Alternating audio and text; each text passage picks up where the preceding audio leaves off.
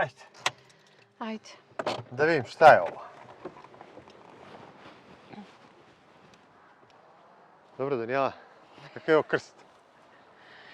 Pa to je zavetni krst. Jesi čuo nekad za zavetne krstove? Niti sam čuo, niti znam uopšte da ovo postoji ovde. Gde si ti živeo, čoveče? Pa tu pored u Pazovi. Pa ti kao princ na zrnu graška. Nije čuo za zavetni krst. Znači, sad smo došli kod zavetnog krsta, koji se nalazi u Batajnici. U stvari, da 1-2 kilometra od centra.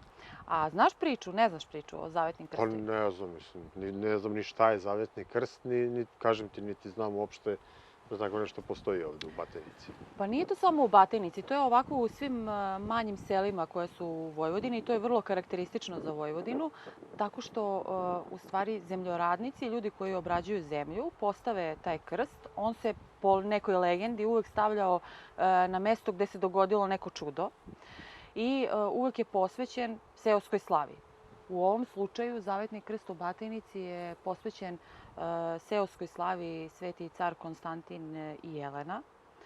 I ja sam tebe sada lepo dovela, osim da vidiš taj krst, dovela sam te da se ovde zavetuješ kod zavetnog krsta, da se više nećeš uspavati kad imamo ujutro snimanje, da te nećemo naći na zemunskom keju. Hoćeš da se ja zavetujem da više neću završiti tako što ću da me tražite kako spavam.